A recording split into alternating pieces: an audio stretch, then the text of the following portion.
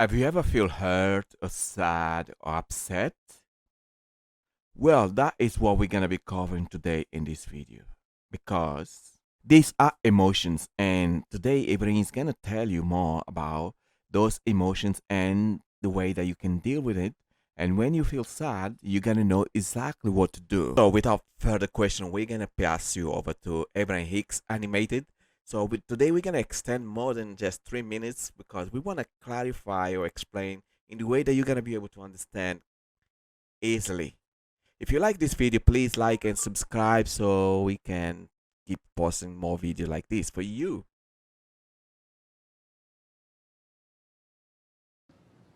Wow. This is my second workshop. I saw you a year and a half ago in Sedona. I imagined myself in the back. I felt intensity. I sent it up to you, and you immediately picked me. When I came here, I was like, all the questions I have, I've listened to enough of the CDs that I kept answering them. You were in my head, so I was like, other people will ask, but if there's something that other people need to hear, I'll share that. And just now I had the thought that I'd be first. So I was like, okay, I'll try it. And just real casually, you picked up on that. I appreciate that you really are in vibrational. I'm sorry I'm rambling, but I wanted to share that. Well, we are happy to participate in the confirmation of the power of your thought. Thank you. Seriously, because that is the strongest question that is bubbling within you all day, every day. You are a deliberate creator and want to know that. And the question that we hear most often is about the power of your own thought. And so what could be better than for you to direct thought and for us to receive it clearly and acknowledge to you that we have? Thank you. The thing that's been troubling, as I'm learning this, I almost feel like I'm afraid to be sad. Like when negative emotion comes, instead of before where I didn't know, I'd let it run its course. Now there's like this, I can't be sad, I can't be sad, I can't be sad. And so I'm working, trying to get out of it. And a lot of times it works, but fortunately, you live in an environment where there's a buffer of time so that your thoughts don't instantaneously manifest. So you've got time to cheer up. In other words, it's not like sad dead. The other thing that we want to say about that is that, now, we're going to appeal to your logic again. If that were the perspective of the source within you, no one would ever come forth to the leading edge of thought. In other words, you didn't say, I'll go forth into physical, but before I get there, clean up anything that would bother me, because I only want to look around and find things that make me feel happy. And you will never hear us tell you that we think it's a good idea that you put Novocaine in your fingers so that when you touch the hot stove, it doesn't bother you. Oh, good. Yesterday this would have really hurt. Not today. Don't really like the odor, but other than that. In other words, we want you to embrace your emotions, because your emotions let you know, first of all, when you feel negative emotion, it always means you're launching rockets, because you're exploring contrast. We just don't want you to linger in the sadness. We want you to be able to be out in the world and to see things that you don't want or that you don't like, because only in the seeing those could you launch a rocket of improvement about what you do want. We just want you, as quickly as you can, to turn your attention in the direction of what feels better.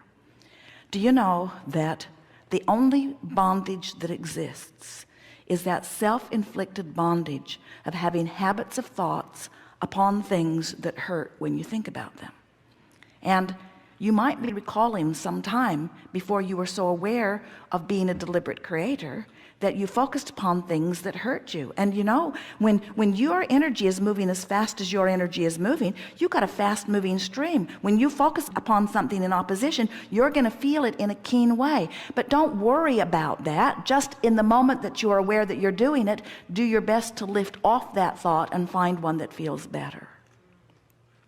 In time, you will come to recognize that nothing can ever hurt you, because you have the power to focus wherever you want to focus. And there are plenty of others outside of you We refer to them as the peanut gallery, not to be disrespectful, but to disrespect them. No, wait. Just to get your attention about where they fall in terms of importance between your thoughts and their thoughts. Many people who are watching from the outside want to evoke those painful feelings within you, because many people have learned that they can control you through your discomfort. But for someone like you, who was born, you hit the ground running, you've lived contrast and you've got your stream moving really fast, and now you're consciously aware of the difference between alignment and not, you can never again focus for any length of time on something that is upstream and not be aware of it. And that's the most important thing. Now you're aware of it, now you have an option. So we've been saying to people for a long time, if you've got some negative emotion and you don't notice it, so you don't do something about changing the thought, don't worry, it will get bigger. And if you still don't do something about it, don't worry, it will get bigger. And this is why it gets bigger. So let's say you're focusing upon something that you don't want, which causes you to send off a rocket of what you do want. So right away, there's this contrast within you that you can feel the tension of. So when you look toward what you want, you feel greater ease. When you look back at what you don't want, you feel greater discomfort. So let's say that you're like so many people, you've got this habit of beating the drum of what's wrong. So you beat that drum a little longer. Well, you beat that drum a little longer, you just send off another rocket about what you do want, which makes your stream go faster. But you still got this habit of beating this drum. Well, you beat this drum a little longer, you send off another rocket, which makes this stream go faster, but you still got this habit going on. So the more you focus upon what you don't want, the faster you make your stream go. But the more you focus upon what you don't want, the more you don't go with the faster moving stream. That's why it gets bigger and bigger and bigger and bigger. We want to say to you, don't worry about it. You know too much for it to ever get big enough for there to ever be really negative repercussions. As long as you say, I don't like this feeling and I'm going to do something about it, and then you change the pattern of thought. Just don't listen to the people that are trying so hard to get you to look at everything that's wrong with the world. Do you know, if your news media would give you an accurate accounting of the news in proportion to what's going on in the planet, so that the good news and the bad news are accurately reported, you'd see something go across your screen that would go zzz. You'd say, what was that? That was all the bad news from all around the world today. In proportion to what's going on. Just the fact that your sun comes up every morning is worth so much more than all the bad news. Just the fact that the water stays on your planet and the seeds continue to grow. The vibrational difference between hope and fear is the difference between recovery or not. The vibrational difference between hoping for something and being afraid of something is the difference between letting yourself have your recovery or not, you see. So it's an important thing that you're asking. You say, I'm afraid I'll be sad, but you know what? Fear is worse. I'm afraid. We know that you're not really afraid, but what you mean is, I don't want to be sad, and we don't want you to be sad either, but we don't want you to fear being sad. We want you to say, my emotions are so good, and when I feel strong negative emotion like fear or despair or even sadness, when I feel those negative emotions, it's telling me two really important things. One is, my stream's really moving fast that away.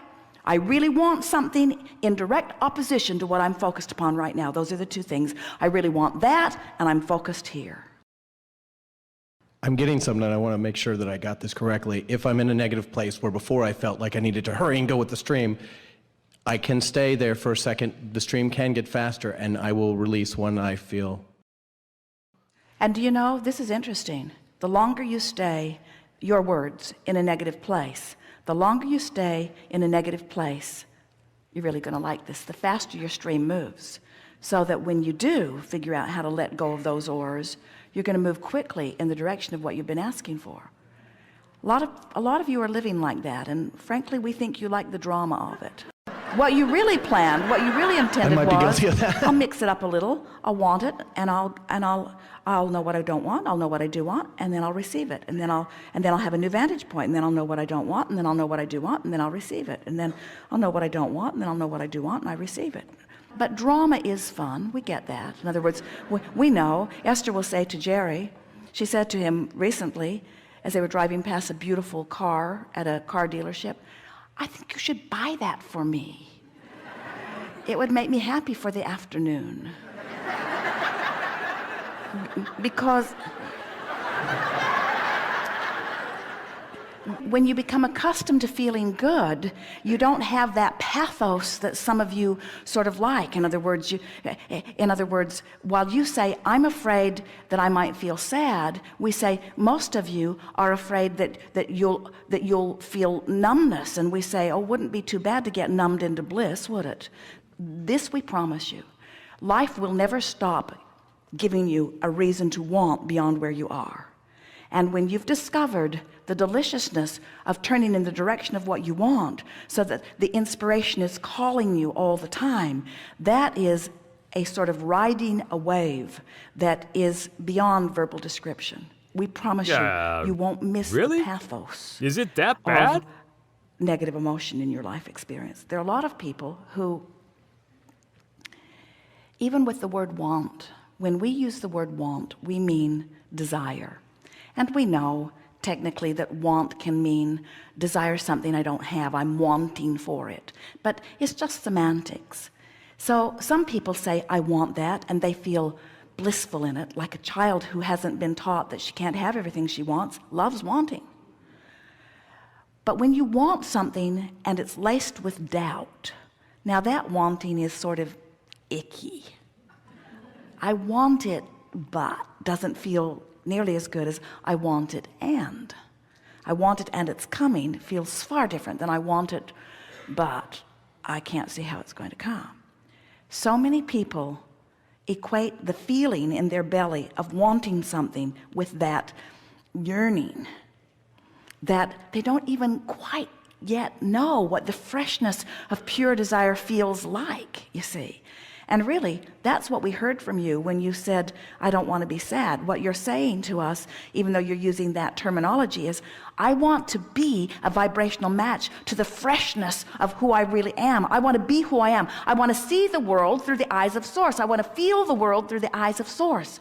I want to experience life from my tuned in, tapped in, turned on perspective. And that's what we want for you too. If you've been watching this video, I believe you agree with me that this information was awesome. So we still have part 2 to continue from this video, and the part 2 is gonna go off on the next video because the video was a bit long and we want to make it nice and smooth so that you can assimilate all information. So we put in part 1 and part 2. I believe if you like this video, please like and subscribe because the part 2 is coming soon.